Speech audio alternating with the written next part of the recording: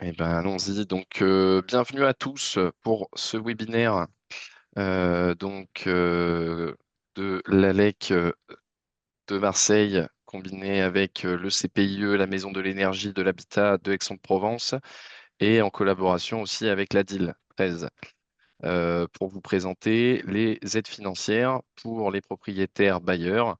Voilà, que l'on parle de propriété donc ou de monopropriété pour un ensemble de bâtiments, très définement.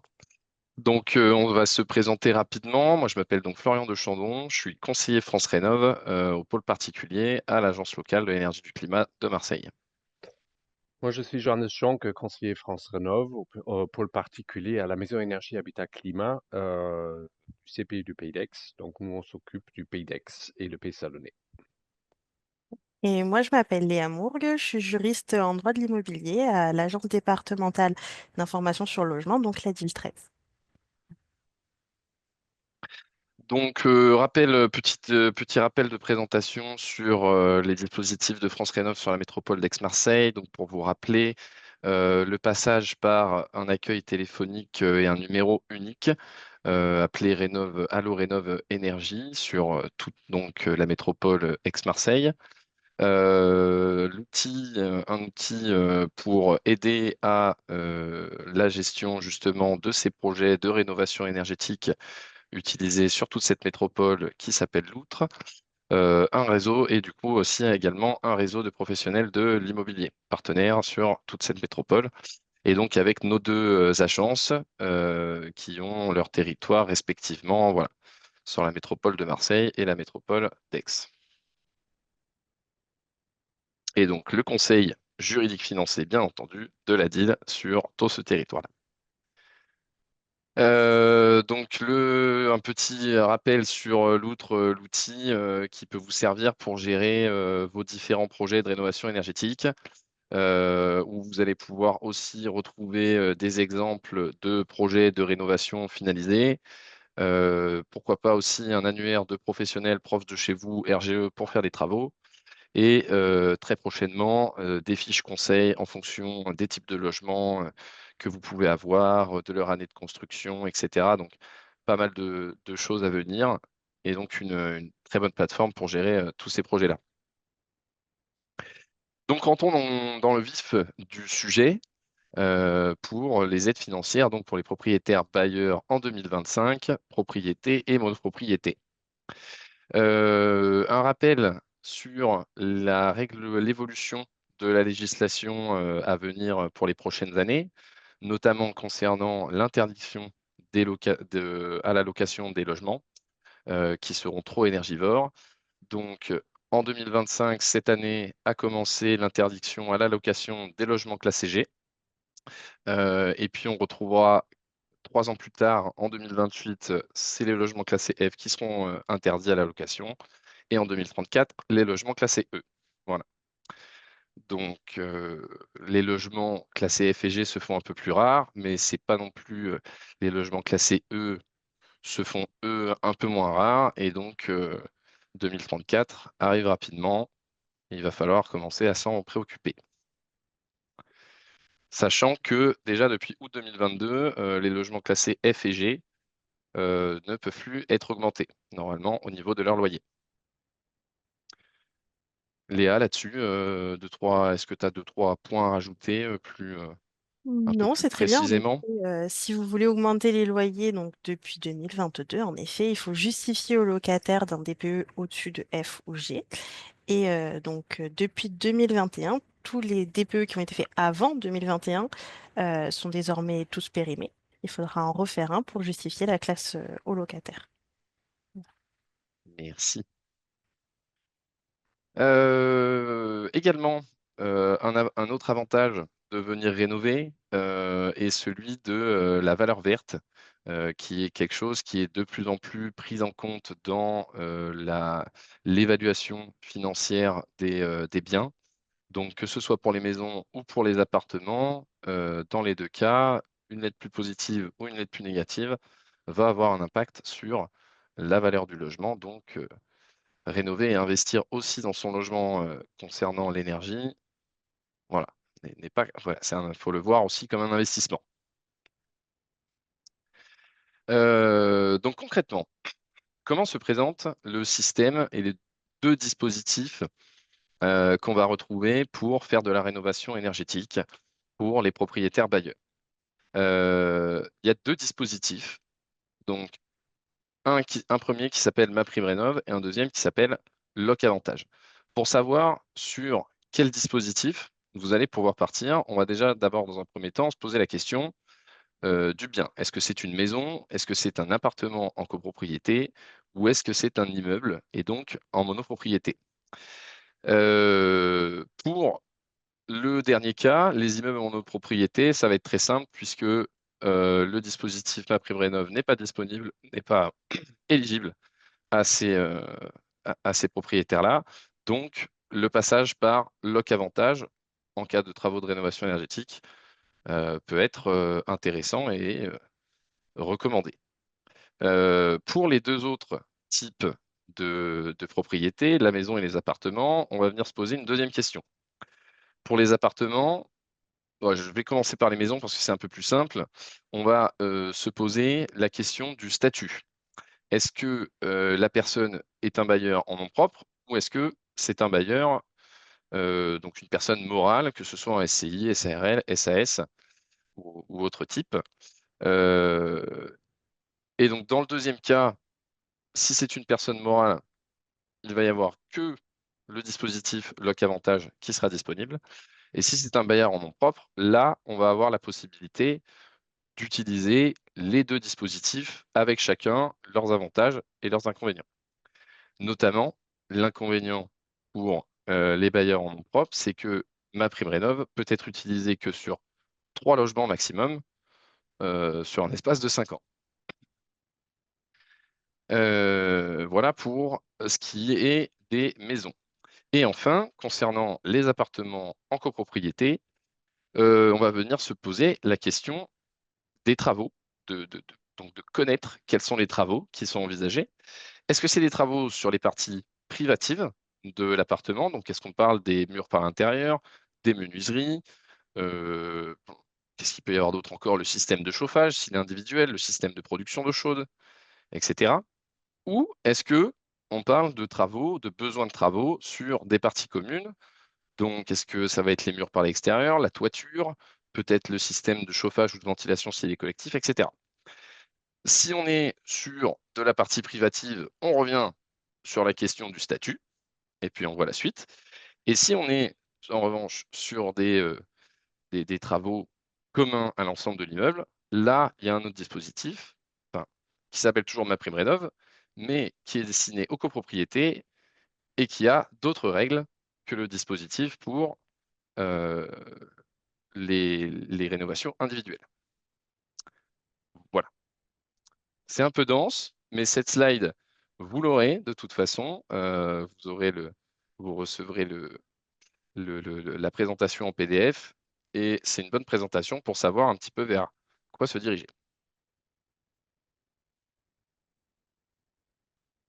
Donc Et la rénovation par geste, et puis je vais passer la parole à Joanne. Ouais, je prends la suite. Donc là, on a vu à peu près le tableau, comment il faut raisonner en fonction de type de bien, de statut. Si on se focalise donc sur la partie donc bien un appartement ou une maison et qu'on est propriétaire occupant, pardon, propriétaire bailleur, donc au nom propre, on a la possibilité de faire appel à donc si on vise pas forcément une grande rénovation, plutôt monogeste, typiquement vous changez une fenêtre, vous voulez peut-être isoler l'intérieur, vous voulez installer une chauffe-eau thermodynamique. Donc vous avez donc qu'on appelle donc monogeste. Vous avez possibilité de faire appel à MaPrimeRénov' pour le monogeste. Ça concerne donc c'est vous êtes propriétaire bailleur et en fonction de de vos revenus.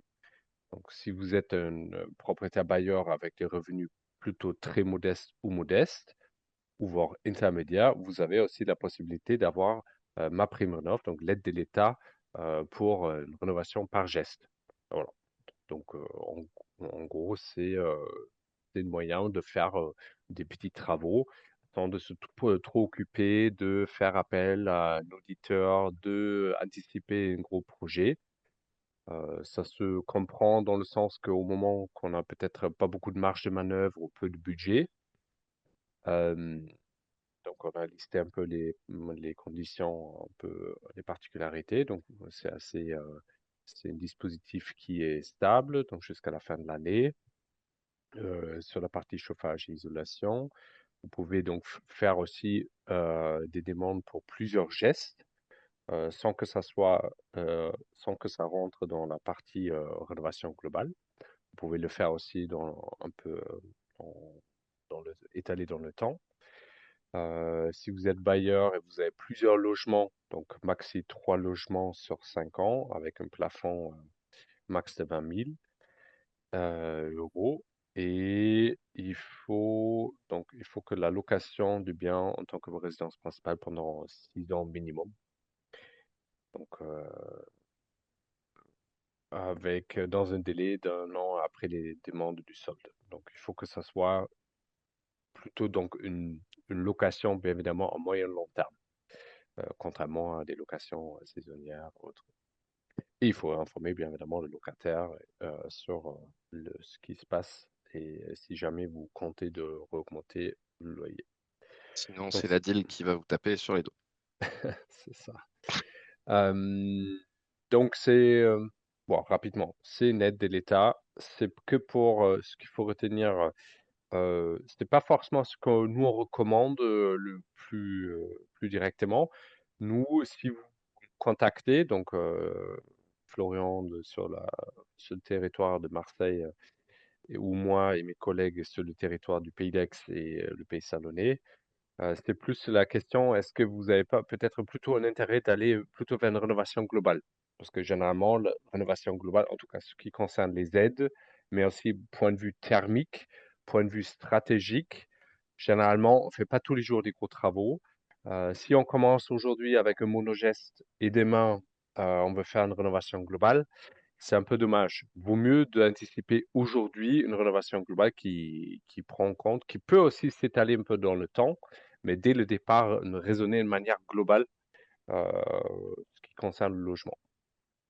Alors par rapport à ça, je vais rebondir là-dessus, parce qu'en effet, il y a une petite différence entre le territoire de Aix et celui de Marseille. C'est qu'à Marseille, on a beaucoup plus de copropriétés et donc d'immeubles. Et sur la partie appartement, il faut savoir qu'on va avoir beaucoup plus de mal à faire des parcours accompagnés et des rénovations d'ampleur. Parce que souvent, finalement, les appartements de fait ont des notes énergétiques correctes parce qu'ils ont souvent beaucoup de mitoyenneté. Et puis venir, par exemple, trouver une grosse amélioration énergétique au sein d'un appartement, ça va obliger à souvent isoler par l'intérieur, ce qui peut faire perdre de la place et des fois peut-être trop de place et qui n'est pas possible par rapport à certains aménagements. Et surtout qu'on va essayer d'un peu plus valoriser la rénovation globale en copropriété. Et concernant les appartements, on va d'abord essayer de prioriser, de voir si il ne peut pas y avoir plutôt une réunion de copropriétaires, un plan pluriannuel de travaux et un plan plus global, on va dire, sur l'immeuble qui peut être réalisé.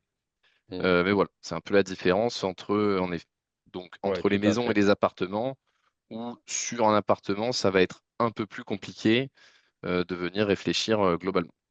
Ouais, tout à fait, je confirme. Donc, si vous êtes propriétaire bailleur d'un appartement en copropriété, première chose à faire, c'est de se rapprocher au syndic ou au conseil syndical pour savoir est-ce qu'il y a une dynamique déjà, est-ce qu'il y a eu des études, quel est l'état de lieu aujourd'hui, est-ce que la copro va passer à l'acte ou pas. Donc ça, c'est quand même quelque chose qui est beaucoup plus à privilégier. Voilà. Ensuite, sur la slide suivante, vous avez sûrement entendu déjà parler des C2E, des certificats d'économie d'énergie, autrement dit des primes d'énergie qu'on voit un peu à droite à gauche. Peut-être pour certains d'entre vous, vous vous rappelez les fameuses les combles à 1 euro pour les maisons individuelles. Donc ça, c'est une aide financière qui existe. C'est pour tout le monde. Vous avez propriétaire occupant ou bailleur. C'est quand même un peu plus facile peut-être à avoir, sachant que les montants d'aide ils sont pas très élevés. Et si vous faites du monogeste, certains montants sont vraiment plutôt marginaux. Genre, si vous êtes propriétaire bailleur d'une maison et vous voulez isoler les combles perdus, ah ben, vous aurez peut-être 3-4 euros le mètre carré. Si vous voulez changer une simple vitrage contre un double vitrage, vous aurez peut-être 10, 15, 20 euros par fenêtre. Donc, c'est des montants qui existent. Tout le monde a le droit de les solliciter. C'est pas évident de trouver comparer surtout les offres entre Internet et les différents fournisseurs d'énergie qui proposent plein de différentes choses. Euh, c'est pas forcément l'aide financière que je vous recommande d'abord d'envisager. Bon, c'est plus C'est ça vient en complément c'est ça. de la première aide qu'on a vue en dessous, au-dessus. Voilà, c'est que c'est une petite aide plus une petite aide euh, qui viennent à faire finalement une aide qui est relativement correcte pour des travaux Ouais, par geste. ok, merci, oui, effectivement. Et donc, si sur la slide suivante, donc même principe un peu plus poussé entre ce qu'on Mm, appelle bonifié, ça s'appelle le coup de pouce chauffage, donc ça se repose un peu sur le même principe, donc une aide financière de la part des fournisseurs d'énergie ou autres entreprises qui sont sur ce marché. Là, c'est un peu plus cadré, c'est un peu plus intéressant, notamment typiquement le remplacement de la vieille chaudière au fioul ou la vieille chaudière gaz contre pompe à chaleur RO. Là, vous aurez des montants un peu plus poussés. Euh, pour le propriétaire bailleur lambda, c'est 2500 euros pour une pompe à chaleur RO. Euh, et voilà, ça c'est une aide qui est un peu plus intéressant. Ouais. Mais mm, mm, avant de solliciter cette aide-là, donc qui vise uniquement le système de chauffage, encore une fois, prenez contact mm. avec nous pour bien réfléchir, raisonner sur la partie enveloppe avant de se lancer dans un projet uniquement visé sur le chauffage. Ouais, pour moi c'est bon. Tout à fait. Ok. Alors, donc on va bah, du coup commencer la deuxième partie sur les aides pour une rénovation d'ampleur, puisque du coup, dans ce cadre-là, on va avoir les deux dispositifs, donc ma prime rénov et Loc Avantage. Ouais, donc ce que j'avais dit, donc ma prime rénov, donc l'aide de l'État qui vise la rénovation globale, s'appelle donc le parcours accompagné, autrement dit la rénovation d'ampleur. Donc comme Loc Avantage, donc ce qu'on a fait sur les prochaines slides, on a mis les deux aides financières côte à côte pour que vous puissiez un peu comprendre plus facilement quelle aide financière pour la rénovation globale semble plus intéressant, plus adapté pour votre cas de figure. Donc, sur la partie, donc c'est sur toute la territoire de la métropolitaine. Donc ensuite, première grande différence, c'est à qui ça s'adresse. Comme Florian a déjà indiqué les quelques slides avant, bah, ma prime rénov, c'est pour les personnes physiques propriétaires, donc au titulaire d'un droit réel. Voilà. Je te laisse compléter sur leur avantage. Ouais, et à la différence, donc en effet, de Loc Avantage, là, vous allez pouvoir être souvent, hein, bah, ça arrive souvent d'avoir des demandes des personnes qui ont des logements en SCI, bon, SARL un petit peu moins, mais bon, en tout cas, ça s'adresse aux personnes physiques et morales. Ouais. Ensuite, le montant de l'aide de MaPrimeRénov pour la rénovation globale, c'est selon les ressources du propriétaire bailleur, donc comme Mm. ce que je disais.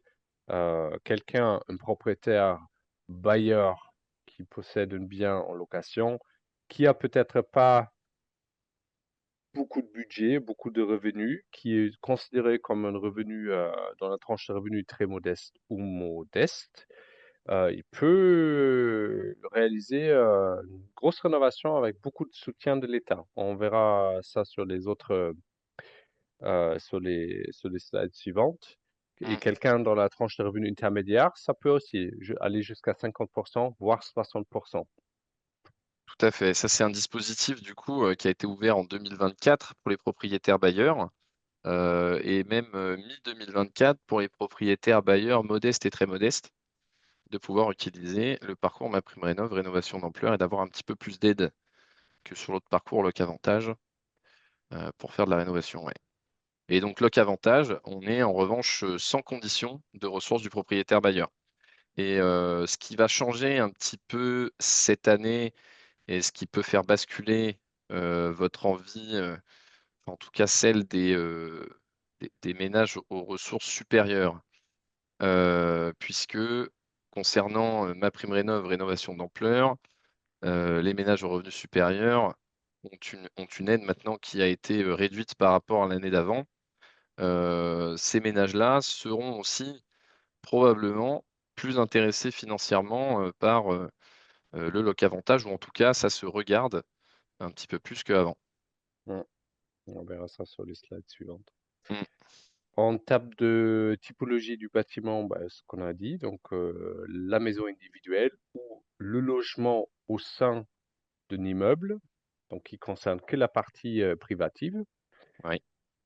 Euh, Alors que sur Loc-Avantage, donc on est aussi dans ce cas-là de la maison individuelle ou le logement individuel, mais on va pouvoir également venir avoir des aides sur les parties collectives et les ensembles d'un immeuble, par exemple, en monopropriété. Donc on va pouvoir avoir des aides Loc-Avantage, par exemple, pour faire de l'isolation par l'extérieur, de l'isolation de toiture ou autre, ce qu'on n'aurait pas pu faire avec la prime rénovation d'ampleur. mm, exactement. Ensuite, le principe, là vous voyez aussi tout de suite les grandes différences entre les deux dispositifs. Donc MaPrimeRénov', ça s'adresse, donc le but principal, c'est d'améliorer l'étiquette énergétique du DPE, d'au moins deux classes. Et minima, Mm. ouais, le E. Fortement, en effet. Alors que côté de Loc-Avantage, on va demander l'amélioration énergétique de 35%, une amélioration énergétique d'au moins 35%, et l'atteinte de la classe D. Donc, Donc, en face de ça, MaPrimeRénov', une autre condition qui est un peu spécifique, c'est de réaliser au moins deux gestes d'isolation. Hein, Loc-Avantage, vous n'avez pas ce principe-là. Deux gestes d'isolation parmi quatre, donc on parle de toiture, mur, euh, vitrage et plancher bas.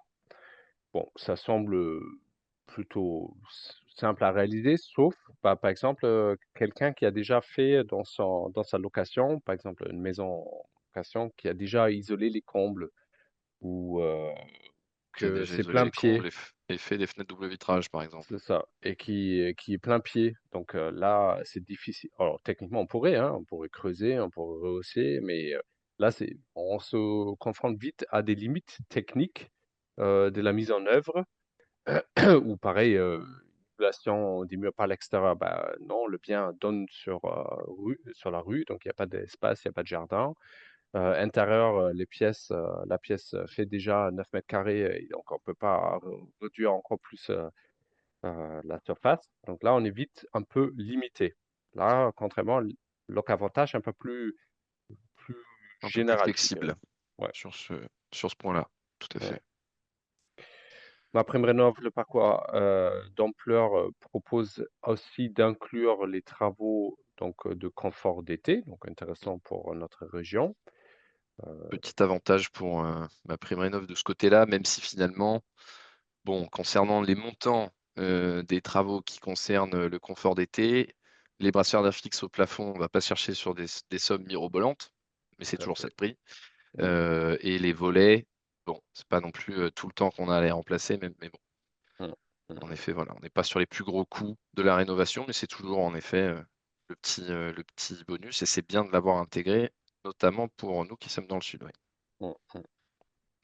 Ensuite, en termes de respect des critères techniques, donc chaque rénovation d'ampleur, en tout cas les aides financières vous imposent des critères techniques, donc les résistances thermiques, des épaisseurs, pas forcément des épaisseurs, mais ça se traduit différemment. Sur le principe, globalement, les deux aides financières, c'est identique, quasi, mis à part de deux, trois petits détails. Oui, Donc, concernant les critères techniques, c'est très identique. En fait, on prend Loc Avantage a décidé de prendre les mêmes critères techniques que MaPrimeRénov' rénovation d'ampleur. Donc là-dessus, ça s'est simplifié. En revanche, comme on le disait tout à l'heure, les travaux recevables sont légèrement différents en fonction du type de bâtiment qu'on rénove, quoi, qu'on soit dans un appartement ou une maison. ensuite, donc bien évidemment, il y a des exclusions aussi. Donc tout ce qui augmente les gaz à effet de serre après travaux, bah, c'est pas accepté. Ça ne marche pas. Tout ce qui a gardé un système de chauffage, notamment tout ce qui est chauffage au fioul et pour production d'eau chaude avec une énergie fossile, bah, majoritairement fossile, donc ça ne marche pas non plus. Mm, Bon, en tout cas, stratégiquement, de toute façon, il n'y a pas d'intérêt de maintenir ou garder la vieille chaudière au fioul, euh, en tout cas pour le moyen et long terme. ouais, Ensuite, petit rappel, donc on parle des travaux de rénovation énergétique effectués par des artisans avec la qualification RGE, donc reconnu garant de l'environnement. Ça, c'est obligatoire, vous avez tous entendu de ça. Nous, à la LEC et à la MEC, on- on possède des listes des artisans RGE qui ont signé notre charte de qualité, donc des artisans référencés que vous pouvez trouver sur notre site web Loutre. Et voilà, c'est une tri supplémentaire parmi de tous les artisans RGE qui existent sur le territoire. tout à fait. Ensuite, d'autres. Oh, ouais, je continue. Pour les deux dispositifs, vous avez l'obligation d'être accompagné. Donc nous, on peut faire le premier conseil et d'information sur place. Par contre, pour obtenir l'aide financière, vous devrez faire appel à un MAR. Donc MAR, ça signifie mon accompagnateur NOV. Ce sont des bureaux d'études thermiques ou architectes privés qui ont obtenu l'agrément de l'État d'être MAR, d'être là pour vous accompagner et qui vont forcément, soit eux ou soit ils sous-traitent, vont vous faire forcément, avant travaux, une audit énergétique, donc niveau d'étude du logement beaucoup plus poussé qu'une DPE. Euh, donc ça veut dire que, petit commentaire, ça ne veut pas dire que votre DPE aujourd'hui fait foi pour obtenir les aides. Ça veut dire que, il y a, par exemple, pour certains cas de figure, vous venez d'acheter un bien que vous voulez mettre en location, que vous avez les DPE de la vente et bah, finalement le DPE c'est plutôt eux, bah, peut-être avec un peu de chance parce que le vendeur, bah, les DPE, on sait que même si ça a été beaucoup plus restreint ce type d'études, il y a quand même un peu ça reste une étude simplifiée contrairement à un audit. Donc, un audit peut éventuellement classer votre bien en F. Donc, en contrepartie, qui vous propose un peu plus d'aide après coup. Pourquoi? Parce que vous pouvez, avec MaPrimeRénov', par exemple, toucher le bonus sortie passoire thermique. Voilà. En gros, il faut retenir, il faut faire appel à un accompagnateur Rénov' et qui va réaliser une audit énergétique avec un état des lieux d'aujourd'hui et avec les différents scénarios de travaux et ensuite, vous devrez vraiment suivre à la lettre près le scénario de travaux que vous avez choisi. Donc, si le scénario de travaux vous préconise une isolation des murs par l'intérieur de temps de résistance thermique, donc la corrélation entre l'épaisseur et la performance du produit, bah, il ne faut pas rester en dessous. Il faut que ça soit un minima ce qu'il préconise. Ça, c'est très important.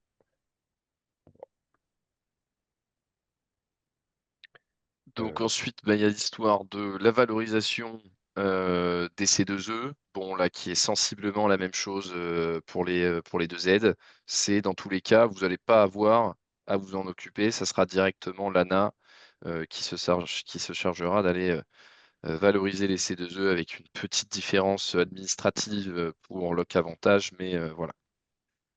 Et donc une différence également concernant l'engagement de location.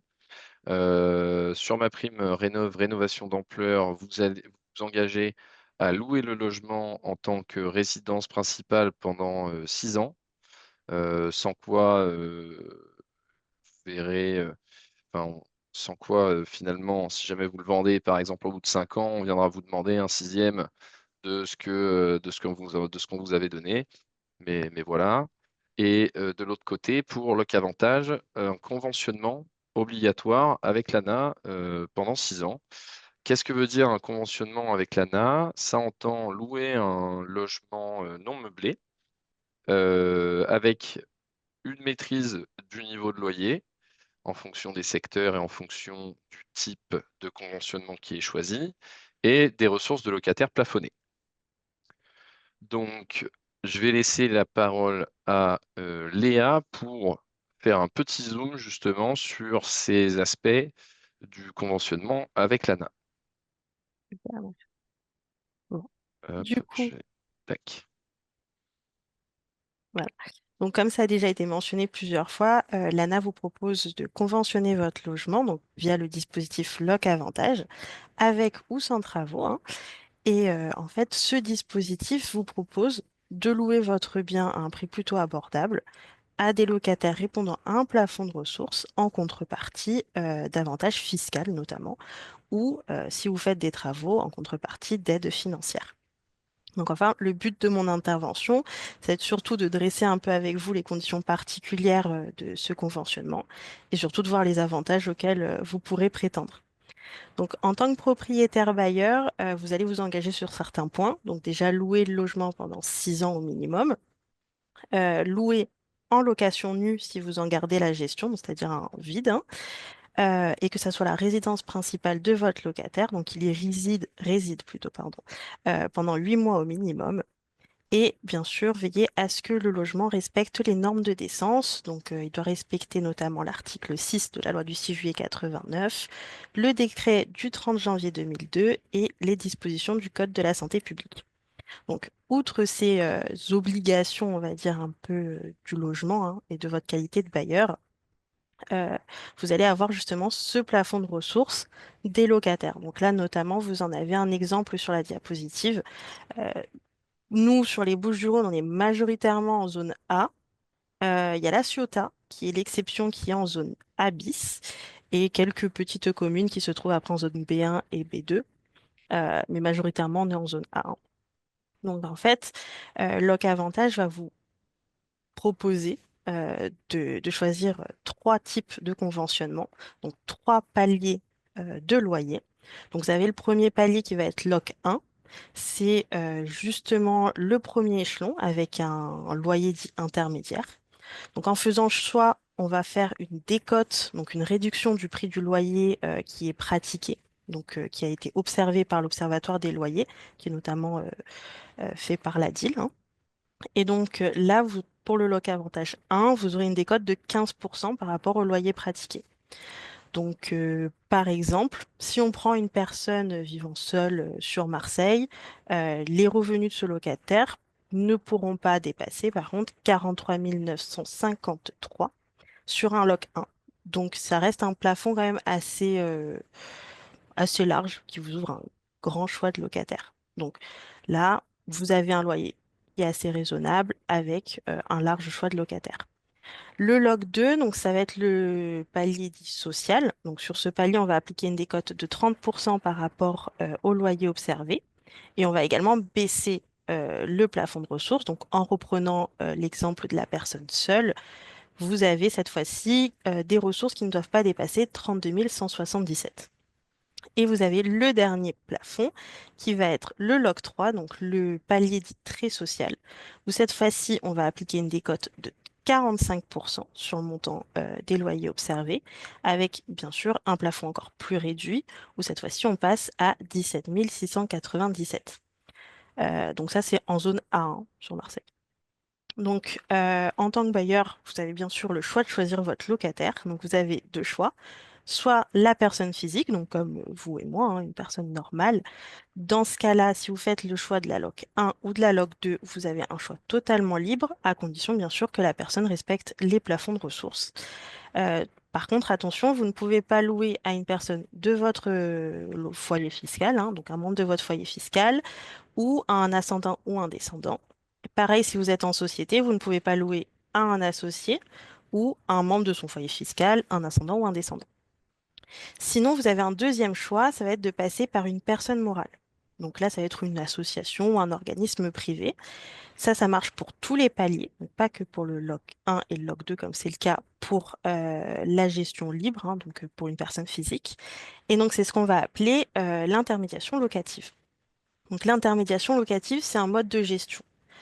Vous avez, en choisissant ce mode de gestion, vous allez pouvoir déléguer, bien sûr, la gestion de votre logement à des organismes qui ont été agréés. Donc là également, vous avez deux choix, donc deux types de modes de gestion. Le premier, c'est la location sous location.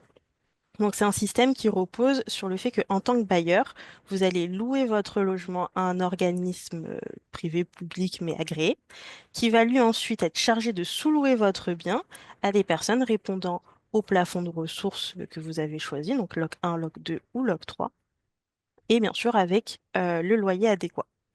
L'avantage de ce type d'intermédiation, c'est que vous êtes quasiment, voire totalement détaché de la gestion, puisque vous n'avez pas à choisir le locataire, enfin le sous-locataire. Vous n'avez pas à gérer le bien, puisque c'est l'association qui va le faire, ou enfin, l'organisme agréé.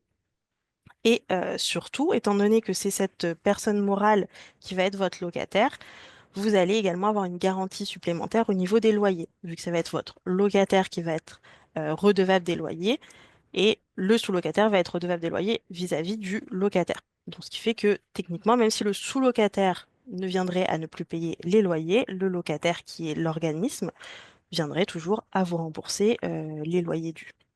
Donc, c'est une sécurité supplémentaire. Si vous voulez garder, on va dire, la gestion de votre bien, vous avez la deuxième possibilité qui va être le mandat de gestion. Donc là, vous allez donner simplement à une agence immobilière agréée la gestion de votre bien. Donc, on est exactement comme une gestion immobilière normale, hein. C'est vous qui choisissez le locataire, c'est vous qui veillez à ce qu'il réponde euh, aux critères de ressources. Et si jamais il y a un problème, c'est à vous. Enfin, ça va être l'agence qui va être entre, hein. Donc, bien sûr, l'agence qui va gérer les augmentations des loyers, la régularisation des charges, les demandes de travaux par le locataire. Mais en cas d'impayé, bien sûr, ça se répercutera directement sur vous puisque l'agence ne sera pas responsable des loyers. Donc voilà. Par contre, il est important de préciser que pour ce qui va être du LOC 1 et du LOC 2, oui, si vous êtes en gestion seule, il faudra le louer en nu. Donc ça, je vous l'avais déjà précisé. Par contre, si vous passez par l'intermédiation locative, vous allez pouvoir louer autant en nu qu'en meublé. C'est le petit avantage de l'intermédiation. Mais le gros avantage de l'intermédiation, c'est surtout le taux de réduction d'impôt. Enfin, oui, taux de réduction d'impôt. Donc, parce que Loc Avantage, en plus de vous faire bénéficier d'aides financières à la rénovation, va vous permettre également d'obtenir une réduction d'impôt qui va varier selon le plafond que vous choisissez. Donc, on est entre 15 à 60%. Donc, si par exemple, 65%, excusez-moi. Donc, selon ce que vous choisissez. Donc, de la sorte, pour un conventionnement sur la base d'un LOC 1, en gestion directe, donc sans intermédiation locative, vous aurez un loyer plus élevé, mais une réduction d'impôt plus faible, donc avec seulement 15%.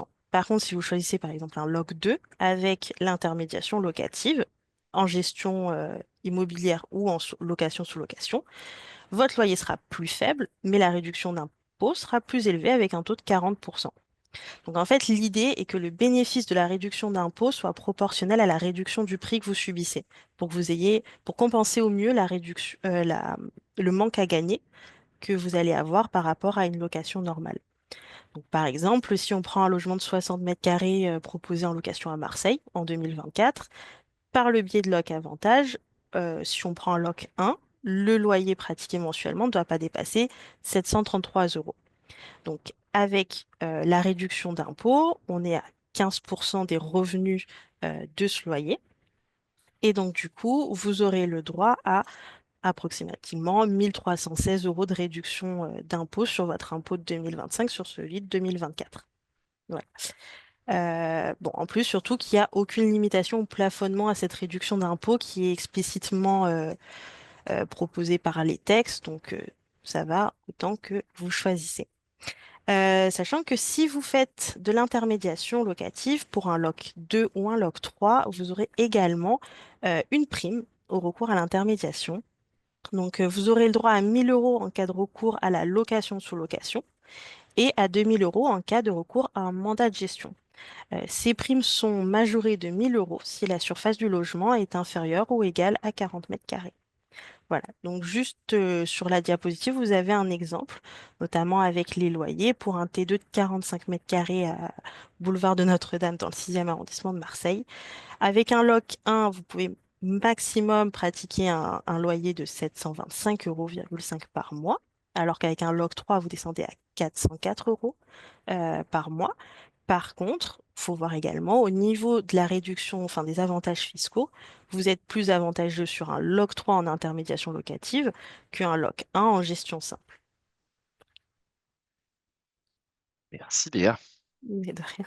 J'espère que ça a été assez clair, c'est assez complexe.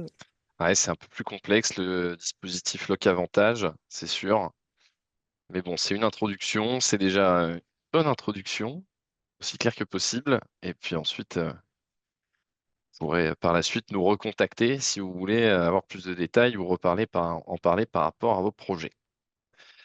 Donc on va revenir avec Joanne sur sur le calcul de la subvention aux travaux dans le cadre de MaPrimeRénov' et Loc Avantage. Donc là, on revient sur les travaux de rénovation énergétique. Mm. Exactement. Donc là, un peu un tableau un peu plus lisible, je pense. Donc pour ma prime rénov, ce que j'avais évoqué, donc vous avez les quatre tranches de revenus, TMO, MO, INT et SUP. Ça signifie un propriétaire bailleur aux revenus très modestes, modeste, intermédiaire ou supérieur.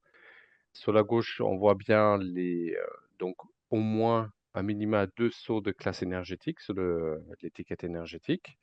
Et donc, vous voyez le plafond de dépenses. Donc, l'État considère pour réaliser deux, 2 sauts de classe énergétique le montant maximum qu'on considère pour cette rénovation, c'est 40 000 euros.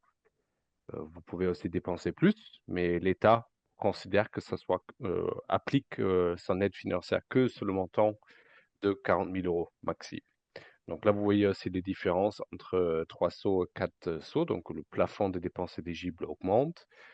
Et pour les différents revenus, donc si vous êtes, ce qu'on avait dit tout à l'heure, si vous hésitez entre Loc Avantage et MaPrimeRénov', rénovation d'ampleur, si vous êtes dans la tranche de revenus supérieure, là vous voyez 10% sur 40 000, c'est plutôt peu. Si vous faites 3 sauts, c'est déjà 15.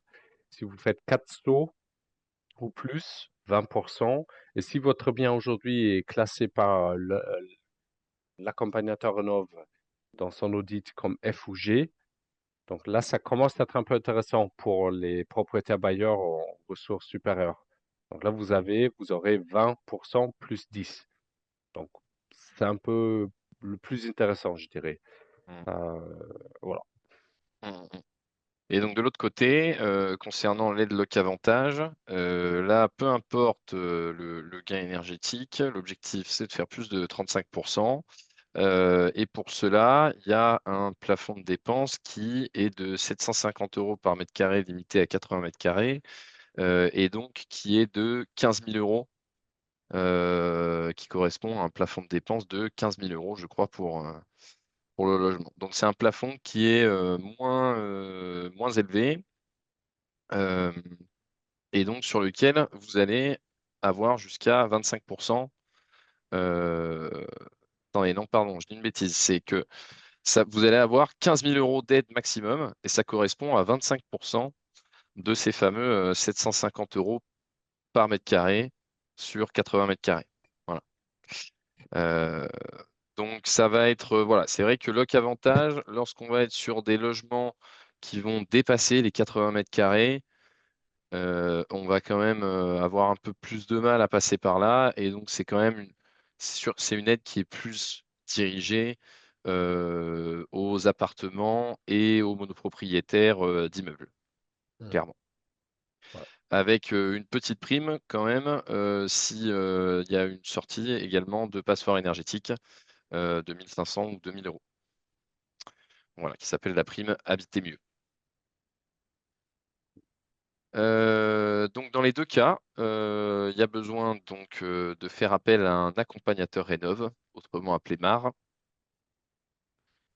Que ça va coûter, c'est Voilà, sûr. Ça sera pas gratuit. qui a son coût. Sauf pour, dans le cadre de MaPrimeRénov' Parcours d'ampleur, pour les propriétaires bailleurs aux ressources très modestes. Là, vous avez la prestation quasi prise en charge. Mm, tout à fait. Et alors que de l'autre côté, concernant le qu'avantage, comme on va à chaque fois passer par un opérateur de l'ANA, là, à chaque fois, donc la prestation les coûts de prestation, il me semble, sont un peu réglementés, donc dépassent rarement les 2000 euros. Et 80% de ces 2000 euros seront pris en charge. Donc, concernant Locavantage, on vient prendre en charge une majeure partie du coût de l'accompagnateur rénov, peu importe les revenus. Bon, petite slide pour conclure. Bah, de toute façon, avant que vous déposiez là aujourd'hui votre, votre dossier, d'abord, on vous recommande bien évidemment de passer par nous pour vérifier les aspects techniques et avec la DIL pour vérifier les aspects juridiques. De toute façon, vous êtes obligé de faire appel à un accompagnateur rénov pour préparer tout ça. Et le jour que vous avez donc votre audit énergétique par le MAR et les devis qui correspondent bien aux travaux, à ce moment-là, vous allez sur le site de MaPrimeRénov' ou de l'ANA pour déposer votre demande. Et de toute façon, nous, on recommande fortement de ne pas engager les travaux le temps que vous n'avez pas un retour de l'État. Bon, la réalité du terrain, c'est que la moitié des gens, ils lancent quand même les travaux sans attendre. Mais si jamais les instructeurs des dossiers, ils réclament qu'il y a une erreur, qu'il faut revenir sur les débits pour adapter les débits bien à l'audit, donc c'est là où c'est embêtant. Donc, et bien évidemment, pour le calcul financier, ben, avant de se lancer, il faut être sûr quand même que l'aide financière arrive. Parce que sinon, le reste à charge, ben, à 100%, ben, du coup, c'est pas les mêmes réflexions. Voilà. Voilà, donc deux sites différents, maprimenov.gouv.fr pour la rénovation par geste ou la rénovation d'ampleur des ménages intermédiaires et supérieurs. Et autrement, monprojetana.gouv.fr pour les rénovations d'ampleur des modestes et très modestes. Et également pour Locavantage. Voilà, pour tous les conventionnements et les projets de travaux avec Locavantage.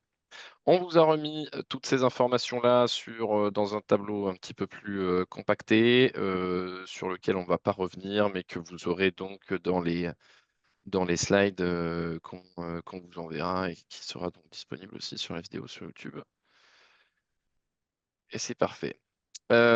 Concernant la rénovation énergétique, un dernier dispositif que vous connaissez peut-être qui s'appelle l'éco-prêt à taux zéro, qui est donc un dispositif avec avec les banques qui proposent un prêt à taux zéro, donc accessible à tous, sans critères de revenus, pour tous les logements achetés depuis 2 ans, destinés à être affectés à usage d'habitation, bien sûr.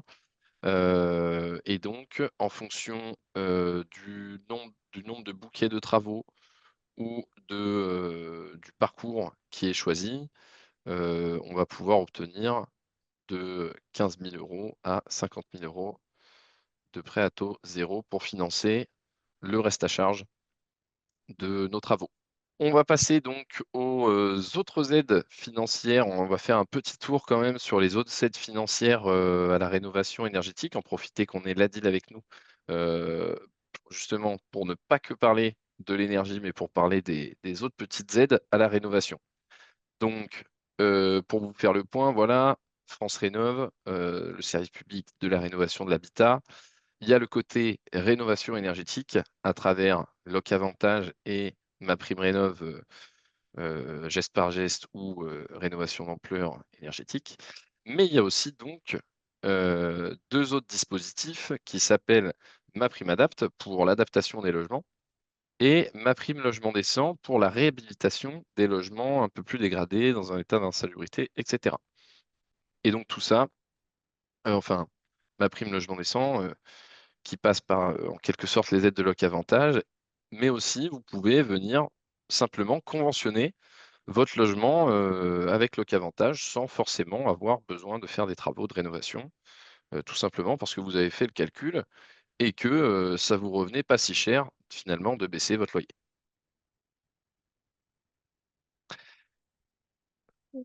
Bon. Alors, du coup, à côté des aides justement financières à la rénovation, vous avez le déficit foncier, donc qui vous permet donc aux propriétaires bailleurs qui louent en non meublé euh, d'entreprendre des travaux de rénovation énergétique et d'imputer le coût de ces travaux sur les revenus globaux générés par votre location.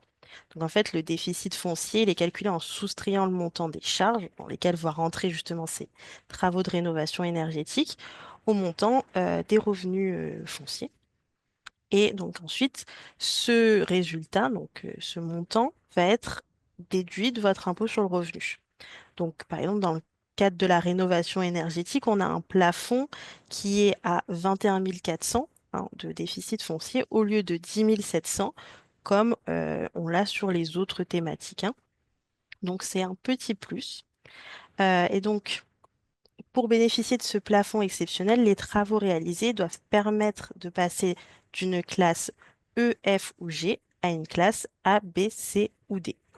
Donc ce plafond exceptionnel s'appliquera pour les devis à compter du 5 novembre 2022 et pour des travaux qui ont été payés entre le 1er janvier 2023 et le 31 décembre 2025. Euh, voilà, Ouais, à peu près tout pour ouais, le tout à déficit fait. foncier. Et ensuite, nous Si- avons MaPrimeAdapt'. Alors, MaPrimeAdapt', peut-être qu'en tant que propriétaire bailleur, vous la connaissez déjà si vous avez en tant que locataire des personnes handicapées ou des personnes âgées. Avant, c'était une aide qui était principalement pour les locataires du secteur privé ou pour les propriétaires occupants. Désormais, elle est ouverte aux propriétaires bailleurs à condition de conventionner votre logement. Et du coup, cette aide vise en fait, à l'adaptation de votre logement. Donc, par exemple, on va avoir justement une douche à la place d'une baignoire, l'installation de volets roulants plutôt que de volets manuels, des montes escaliers, des mains courantes. Voilà, tout ce qui va en fait permettre à votre locataire euh, d'être plus confortable du fait de son handicap ou de son âge. Donc, à condition de respecter le conventionnement, vous pouvez bénéficier d'une aide allant jusqu'à 21 000 euros par logement, ce qui se traduit par une aide de 35% du montant des travaux hors taxes, plafonnée à 750 euros par mètre carré. Et vous avez une limite de 80 mètres carrés par logement. Alors, par contre, vous pouvez vous défaire de cette obligation de conventionnement. J'allais Euh, demander. voilà. Il y a une petite exception, à condition que les travaux d'adaptation soient réalisés pour un locataire déjà en place et que ce locataire respecte certaines conditions. Donc, vous les avez sur la diapo, hein. Donc, soit il est un GIR, soit un taux d'incapacité supérieur ou égal à 50%, ou qui bénéficie d'une prestation de compensation du handicap. Dans ce cas-là, vous pouvez faire les travaux avec le même plafond que si vous étiez conventionné, mais sans conventionnement. Voilà. Et donc, on finit par ma prime logement décent, qui est une aide financière donc, qui a pour but de vous aider à remettre votre logement en état, donc que ça soit de la décence, de la lutte contre l'insalubrité ou de la dégradation, hein. Donc l'idée, voilà, c'est de rendre le logement plus confortable et surtout plus sécurisé pour les occupants. Donc comme pour ma prime Adapt, et cette fois-ci sans exception, on est sur une aide qui nécessite obligatoirement un conventionnement avec l'ANA pour pouvoir réaliser ces travaux. Euh, donc on va avoir trois niveaux. Donc vous les avez, hein, sur la diapositive. On a le plus bas qui va être les travaux de rénovation d'un logement moyennement dégradé. Donc pour cette aide, on va vous demander de justifier une non-décence du logement qui a été donc constatée soit par un organisme, donc généralement c'est la CAF ou la MSA, soit une situation de non-conformité au règlement sanitaire départemental, ou un rapport réalisé par un professionnel qualifié à l'aide d'une grille d'évaluation. Donc cette grille, ce professionnel, vous allez pouvoir le trouver notamment sur le site de France Rénov. Vous avez tout un annuaire des professionnels et de diagnostiqueurs. Normalement, sur ce site, vous pouvez trouver le professionnel qui viendra justement évaluer la dégradation de votre logement. Donc pour ce palier, vous pouvez obtenir une aide de 25% du montant des travaux hors taxe, sachant que le plafond est fixé à 750 euros par mètre carré dans la limite de 80 mètres carrés par logement. Donc ensuite, on passe au second palier, hein, donc qui concerne les travaux de rénovation pour la sécurité et la salubrité du logement. Donc on est déjà sur un palier un peu plus important en termes de dégradation du logement, hein, puisque là, notamment, on va vous demander donc soit un constat de présence de plomb ou de saturnisme, soit un arrêté de mise en sécurité ou de traitement de l'insalubrité. Pour ce palier, même si le plafond des dépenses reste le même que le palier précédent, on va avoir un taux de financement qui va être porté à 35% du montant des travaux hors taxe. Et enfin, on finit par le palier le plus important. Donc, c'est celui qui concerne, on va dire, les logements indignes. Donc là, on va être sur des logements très dégradés, qui sont soit sous arrêté de mise en sécurité, soit sous un arrêté de traitement de l'insalubrité, et ou qui ont fait ou un professionnel qui a fait un rapport, pareil, un peu comme le premier, hein, mais cette fois-ci un rapport sur la qualité de logement indigne de votre logement. Dans ce cas-là, on va être sur une aide de 35% du montant des travaux hors taxe, mais cette fois, le palier sera plus important, vu qu'on sera sur 1000 euros hors taxe par mètre carré, dans la limite de 80 mètres carrés par logement. Donc, qu'importe le palier, cette aide nécessite, comme je vous ai dit, un conventionnement et l'intervention d'un assistant à maîtrise d'ouvrage, donc un AMO, dont le coût est complètement compris dans l'aide. Et il sera nécessaire d'obtenir au minimum à la fin des travaux une classe énergétique D. Donc, si avant les travaux vous étiez en D, pas de souci, pas besoin de faire de travaux de rénovation énergétique. Par contre, si vous êtes en F ou en G, vous pourrez obtenir une prime supplémentaire, donc qui va entre 1500 pour un logement F et 2000 pour un logement G, si vous atteignez la classe D. Voilà. Et sachant qu'il y a un taux d'écrêtement de cette aide à 80%. Voilà. Merci Merci. Léa. Mais de rien. Et donc, une petite dernière aide, une nouvelle prime pour les propriétaires bailleurs, qui est celle de la sortie de vacances de logement pour les donc, bailleurs, pour les personnes physiques et morales, et également bon, les organismes agréés maîtrise d'ouvrage et d'insertion, mais ça doit moins vous concerner. Et donc, avec certaines conditions à respecter, notamment les communes classées en niveau 5, 6 et 7 de la grille communale. Est-ce que là-dessus, tu peux nous en dire un petit peu plus, Léa? Alors, pour la prime de vacances, donc moi, il faut que le logement ait été vacant plus de 2 ans. Et en effet, qui se situe dans certaines zones, donc soit en zone rurale, soit dans un périmètre d'un OPA, donc d'une opération programmée d'amélioration de l'habitat, ou un programme d'intérêt général d'amélioration de l'habitat. Et dans ce Voilà. cas-là, on a le droit à une prime allant jusqu'à 5 000 Sa- euros. Sachant que finalement, beaucoup de nos communes et du territoire de la métropole d'Aix-Marseille, hein, sont donc sont considérées logés par l'un de ces par, PME. Mm, voilà, par le PIG ou par un PIG ou un OPA. On est d'accord, hein. c'est ça. OK. Et donc voilà, avec quand même une belle aide de 5 000 euros. Donc, bah, merci à tous d'avoir suivi ce webinaire. J'espère que nous n'avons pas été trop barbants, même si c'est dense pour certains dispositifs, c'est sûr. Mais donc, vous retrouverez de toute façon, on vous enverra le, le- le- cette présentation en format PDF par mail. Et puis, donc, vous pourrez également la retrouver sur YouTube. Dans l'attente, donc, bah, on va essayer de répondre à vos questions que vous nous avez posées Ouais. durant. J'ai déjà commencé un peu de regarder, Florian. Ouais, Ouais, propose, pareil pour Léa, on se fait un petit. Chacun essaye de répondre ou ajoute ouais, s'il ouais. faut. Alors, il y a une question de Jean Alban. Bonjour, merci pour cette présentation. Peut-être, vous venez, mais est-ce qu'il y a des différences significatives entre propriétaire bailleur et propriétaire occupant concernant la prime rénov'? Alors, c'est une bonne question. Il y a des Euh, pour Vas-y, moi, Joanne. rapidement, en tout cas, ce qui concerne une bien en location par rapport à un propriétaire occupant, euh, non.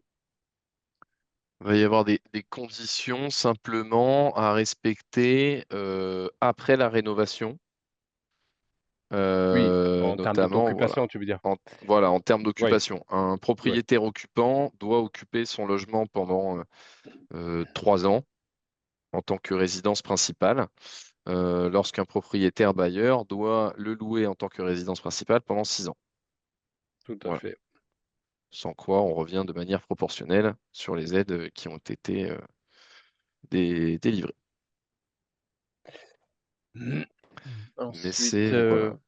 peut-on avoir un accompagnement plus personnalisé? Alors, personnalisé, bien évidemment, ça demande la disponibilité de l'interlocuteur. Donc, comme vous avez vu, pour ma prime rénov et le loc avantage, vous êtes de toute façon obligé de faire appel à un MAR. Un MAR, c'est des bureaux d'études plutôt thermiques, mais aussi, ce sont aussi des architectes. Donc, il n'y a pas forcément toujours la même approche technique, même s'ils sont tous censés de vous fournir bien évidemment l'audit. Je pense qu'on peut résumer, euh, nous, donc les espaces France Rénov et la DIL, on est de toute façon toujours là pour être complémentaires.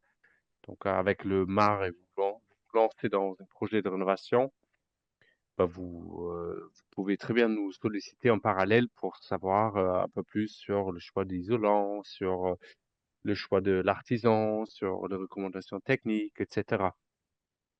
Voilà.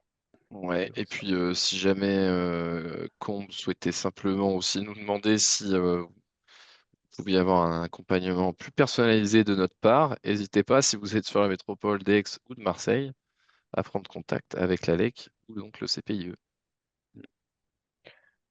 Est-ce qu'il y a des aides particulières pour un logement loué en meublé destiné à un étudiant? Je pense que Léa, tu en as parlé hein, dans les détails. Mm. Un logement loué. Oui, pour un logement meublé, en tout Ouais, cas, pour meublé. avoir le droit aux aides à la rénovation, il faudra passer par le conventionnement et par l'intermédiation locative. Donc après, si vous en gardez la gestion, vous pouvez décider de le louer à un étudiant, c'est tout à fait possible. Ouais. Mais des aides spécialement dédiées à un logement étudiant, non, il n'y en aura pas. Est-ce que le fait que ça soit un étudiant, est-ce que ça exclut ou Non, il n'y a pas absolument d'importance? pas, hein. Ça n'a Ouais. pas Il n'y a pas de. d'importance. Il faudra C'est ça. simplement vérifier que l'étudiant remplit les critères de Hmm. ressources, hein.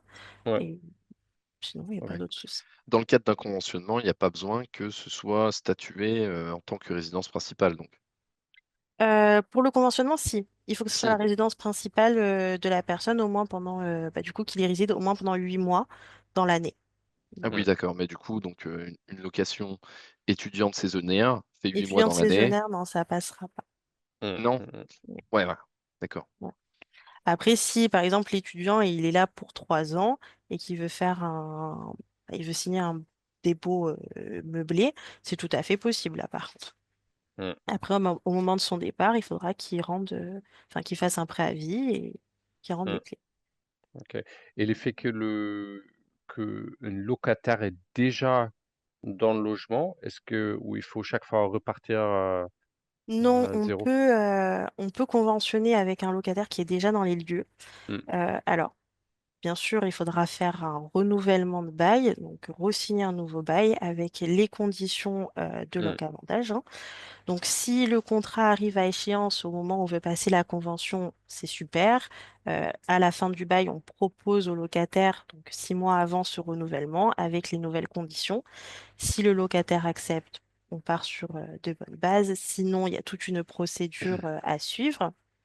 Et si jamais on veut conventionner en cours de bail, à ce moment-là, il faudra proposer au locataire son accord. Et bien sûr, à l'amiable, c'est tout à fait possible. Si le locataire accepte, par exemple, d'avoir un loyer plus bas, bon, bah, on mmh, signe un nouveau contrat et on l'envoie à la main.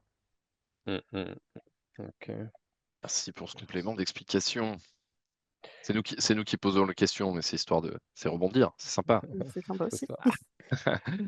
Il y Hem, avait une question de bon, Samsung SMA 155F. Euh, Quel serait le loyer pour un 22 mètres carrés? Alors ça, je sais pas, je pense que vous posiez la question dans le cadre de Donc, d'un avantage. locavantage. Le mieux, dans ces cas-là, si vous vous posez la question pour une de vos propriétés, le mieux, c'est d'aller sur le site de monprojetana.gouv. Il y a un simulateur pour le dispositif locavantage sur lequel vous pourrez trouver les niveaux de loyer qui vous seront demandés. Euh, voilà, pour les différents niveaux de locavantage. mmh. Et une dernière question de Geneviève Guillaume. Ma prime adapt est-elle ouverte à la monopropriété? Cas de locataire âgé, loyer bas. Oui, bien sûr, c'est tout à fait ouvert à la monopropriété. Il faut juste simplement voilà, justifier que vous avez un locataire âgé ou handicapé et remplir les conditions avec le conventionnement. Mais sinon, c'est tout à fait possible. Et Et les ch- et oui, les revenus rentrent, alors sur ça sera si pour le on fait le locataire? conventionnement, il y a pas de condition de revenu. Par contre, si c'est le locataire qui veut faire les travaux lui-même, ce qui est tout à fait possible, hein, à ce moment-là, il faut que le locataire remplisse le plafond de ressources au niveau du modeste et très modeste. Au-dessus, ça D'accord. ne sera pas possible. Comme pour les propriétaires occupants. C'est ça, tout à fait. OK, OK, super. J'ai également Geneviève Guillaume qui m'avait posé la question pour la liste des organismes qui font l'intermédiation locative. Vous avez la liste sur le site de la DIL 13 si vous souhaitez. Dans la partie contact et sites utiles, vous avez intermédiation locative et vous avez la liste justement de tous les organismes agréés qui travaillent dans les Bouches-du-Rhône. Si jamais vous voulez vous les contacter. Mmh. Florent, tu Super. peux peut-être mettre la dernière slide avec les Oui, ressources, il y avait s'il te plaît? une petite dernière question de Samsung. Quel est le délai de réponse lors d'un dépôt de dossier Locavantage? Je ne sais pas si Léa, tu as, une idée Je ne là-dessus, mais pourrais ça doit pas pas vous être. dire malheureusement. Ouais, c'est difficile à dire, hein. Euh, mais les administrations font du mieux qu'elles peuvent. Est-ce qu'ils peuvent? Bon, bah écoutez, on arrive à la fin de ce webinaire. J'essaye d'avancer sur la dernière slide, mais j'ai du mal, mon cher Johan. Mmh. Je ne sais pas pourquoi. Ah, ça y est, mon PC revient en vie. Donc, vous pourrez retrouver sur donc, ce webinaire les ressources. Donc, le guide des aides financières 2025, où vous allez retrouver beaucoup d'informations sur les aides financières pour la rénovation énergétique.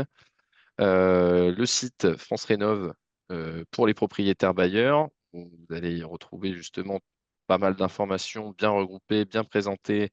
N'hésitez pas à y faire un tour.